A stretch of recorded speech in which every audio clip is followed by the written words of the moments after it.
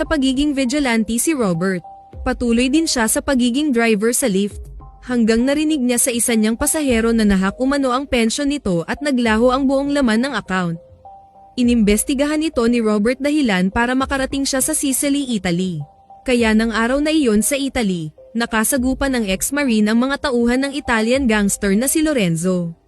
Dito siya dinala ng kanyang pag-iimbestiga, dahil kasama pala sa ilegal na pinagkakitaan ng gangster ang online na pangloloko. Kaya kinuha ni Robert ang perang pensyon ng isang ordinaryong mamayan sa Amerika. Ngunit may natuklasan siyang mas malaki pa sa online hacking ang ginagawa ng grupo. Isa lang itong simpleng factory ng alak pero yun pala nag-i-import ito ng mga illegal chemicals at droga na pinapalaman sa bote ng mga alak. Nang mapatay na niya ang leader ng grupo, naabutan niya sa labas ng bahay ang apo ng gangster. Hindi na niya ito pinagtuunan ng pansin dahil bata, ngunit nang makalayo na siya, binaril siya nito sa likod. Akala niya may ibang taong bumaril sa kanya. Pero hindi niya kayang barilin ang bata kaya hinayaan niya itong tumakbo. Hindi alam ni Robert kung ano gagawin niya.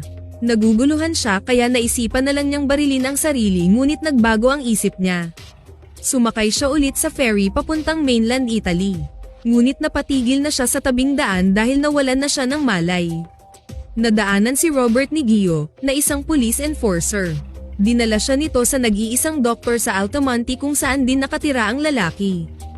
Kinabukasan, nakilala niya si Enzo, ang doktor na nagtanggal ng bala sa kanyang likod at gumamot sa kanya. Gusto na sana niyang umalis pero pinigilan siya nito. Kailangan umano niyang magpahinga para gumaling agad ang sugat niya.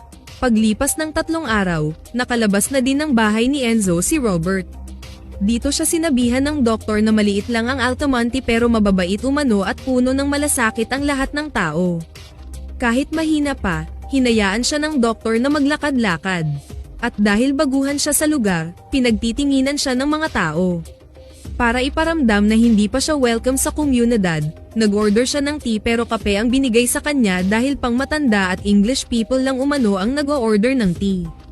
Maya-maya ay nilapitan siya ni Gio, ang pulis na tumulong sa kanya.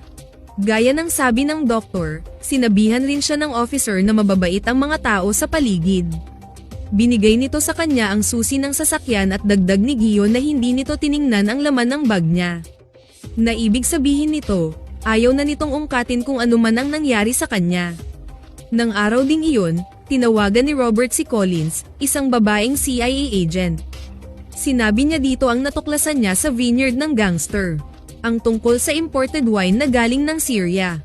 At hindi niya sinagot ang babae nang tanungin siya nito paano niya nalaman ang number ng CIA. Dagdag niya na siguradong interesado ang agency dito dahil marami pa umanong ilegal na gawain ang grupo. Pagkatapos ng pag-uusap nila, sinira agad ni Robert ang SIM na ginamit niya. Dahil dito, tiningnan agad ng agent ang lugar sa mapa at ipinaalam sa supervisor nito na may potential silang operation sa Sicily. Ilang araw ang lumipas, habang nasa restaurant si Robert, napansin niya ang may-ari ng resto na nag-abot ng puting envelope sa isang lalaki at ibinigay naman ito sa isa pang lalaking nakamotor sa labas ng kainan. Nasa tingin niya ay siyang leader ng grupo. Nang bumalik siya sa coffee shop, pinagsilbihan na siya ng tea at nakilala na rin niya ang staff dito na si Amina. Habang pauwi na si Robert, nadaanan niya ang grupo ng mga bikers na nasa tapat ng fish shop ni Angelo. Pinagtitinginan siya ng mga ito. Ngunit bago pa siya nakalayo, narinig niya ang pangingikil ng leader ng grupo sa may-ari ng shop. Hanggang sa marinig nitong sinasaktan na ito ng gangster. Kaya napatingala na lang si Robert sa malaking cross na nasa tuktok ng bundok na nakaharap sa kanila. Paglabas ng leader na si Marco, nginuso siya ng tauhan nito pero hindi siya nito pinansin. At ilang saglit pa ang lumipas, umalis na rin ang grupo. Kasunod nito ay pumunta ang grupo sa isang hotel apartment kung saan naroon ang kapatid ni Marco na si Vincent, ang pinaka-leader ng Camorra Mafia. Hinaharas nito ang buong complex, pilit na pinapabinta sa may-ari ang buong building at pinapalayas ng mga tenant. Pinatay pa nito ang isang kaanak ng may-ari para ipakita sa lahat na hindi pa nanakot ang sadya ng grupo. Dahil buong plano ni Vincent na siya ang maghari sa Altamonte at maging kanya ang mga negosyo sa buong lugar. Kaya inuutusan nito ang bunsong kapatid na ipagpatuloy ang pangingikil sa mga establishment at iharas ang mga hindi susunod sa kanila. Samantala, napuntahan na din ng CIA ang vineyard na itinuro ni Robert kay Collins. At dito nila natuklasan ang sangkatutak na pera, droga at higit sa lahat, isang chemical na ginagamit ng ISIS terrorist. Walang CCTV, walang fingerprint kaya wala silang lead sino ang pumatay sa buong grupo at kung sino ang nagbigay ng infos sa kanila. Nang gumaling na si Robert, tinanong niya si Enzo bakit tinulungan siya nito. Bakit hindi umano ito nagtataka sa pagkatao niya at bakit hindi siya pinakulong? Sagot lang ng doktor na mabuting tao lang umano ang sumasagot na hindi nito alam sa sarili kung mabuti o masamang tao ito. Natahimik si Robert dahil ito nga yung sinagot niya kay Enzo nang tanungin siya nito noong dumating siya sa pamamahay nito. Isang araw, kinausap ni Vincent ang bunsong kapatid na kailangan na umano nilang i-pressure ang mga tao sa Altamonte para ipagbili na ng mga ito ang kanilang mga property. At maumpisahan na ang kanyang negosyo. Dahil dito, sinunog ng grupo ni Marco ang fish shop ni Angelo. Nang mga sandaling iyon paalis na sana si Robert sa Altamonte ngunit na curious siya sa kaguluhan kaya nakihusyuso siya. At dito nga niya nasaksihan ang nangyari. Kahit nagtulungan pa ang lahat, hindi rin nila naisalba ang shop. Nilingon ni Robert sa di kalayuan ang grupo ni Marco na nagmamasid lang sa nangyayari. Kaya nagdesisyon ang dating agent na wag na munang umalis at tumulong na muna ito sa paglilinis ng shop ni Angelo. Kasunod nito ay ni-review ni Gio ang CCTV at hinanap kung kanino ang van na sinakyan ng mga salarin. Ngunit nalaman pala ng mga gangster ang ginawa niya kaya pumunta ang mga ito sa kanyang bahay at binugbog siya sa harap ng pamilya niya. At pinagbantaan siyang papatayin ang kanyang anak kung makikialam pa siya sa trabaho ng grupo. Samantala ng mga sandaling iyon, nagkita din si Collins at Robert sa coffee shop. Hindi na nagtataka ang ex-marine bakit siya natunton ng agent dahil nasa CIA ito. Nagtanong ang babae kung paano niya nalaman ang direct number nito, at kung pinatay ba niya ang mga Italian sa vineyard. Tumawa lang si Robert at sinabihan si Collins na may hawak siyang maliit na notebook kung saan niya nakita ang number ng agent. Bago umalis si Collins, sabi nitong person of interest umano siya sa pagkamatay ni Lorenzo at mga kasamahan nito. Dahil sa nangyari kay Gio, nakita ito ni Robert paglabas nito sa clinic ni Enzo. At nang tanungin niya ang doktor ano ang nangyari sa officer, nagsinungaling itong bumagsak umano ang lalaki. Pero alam ni Robert ang totoo at alam din ni Enzo na hindi niya maloloko ang bisita. Maya-maya lang ay nalaman din niya sa doktor na matagal nang ginagawa ng grupo ang mangharas sa mga tao. Ang Camorra daw ang siyang cancer sa lipunan nila. Pati raw sa mga karatig bayan ay may ganito ring senaryo. Kaya dismayadong sinabi ni Enzo na wala na umanong gamot ang cancer na ito sa kanilang lipunan. Ilang sandali lang ay umakyat si Robert patungo sa simbahan na nasa tuktok pa ng bundok. Nag-aantay pala sa kanya ang babaeng agent. Sinabi nitong hindi na siya person of interest sa kaso. Dahil nalaman nilang matagal nang wanted ang gang leader sa dami ng kaso nito. Nagtataka lang si Collins bakit siya ang binigyan ng tip ni Robert. Sagot niya sa dalaga na malalaman din ito pagdating ng araw. Isang gabi habang nasa restaurant si Robert naghahapunan, biglang dumating ang grupo ni Marco. Hinaharas na naman ng mga ito si Gio na nasa kabilang mesa. Nakipagtitigan siya sa gangster kaya lumapit ito sa kanya. Sinabihan siya nitong wag nang makialam dahil dayuhan lang umano siya sa lugar nila. Dito niya binalaan si Marco na itigil na ang panggugulo sa mga residente dahil nagustuhan na niya umano ang Altamonte at ang mga nakatira dito. Pinipigilan niya umanong hindi makialam pero dahil sa pinaggagawa ng gangster, na-trigger umano ang allergy niya sa masasamang bagay.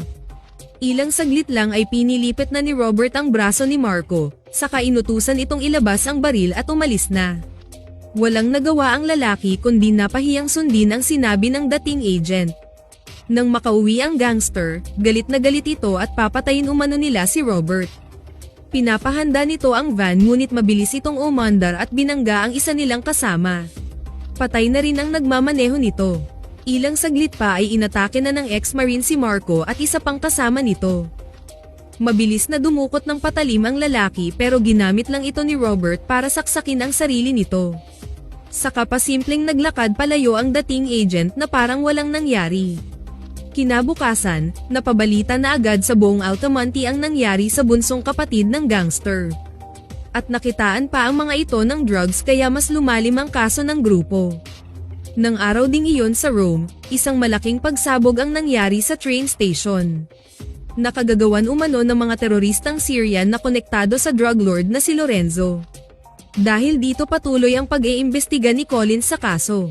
Kaya nakipagkita siya sa police chief ng Altamonte para ma-interrogate ang ilang sospek pero dito nalaman ng babae na protektado pala ng mga ito ang ilang kriminal sa lugar.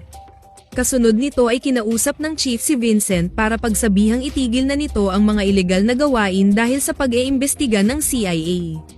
Na malalaman din ng mga ito na ang Camorra ang may kagagawan sa pambobomba at pagbibinta ng ilegal na droga sa kanilang syudad.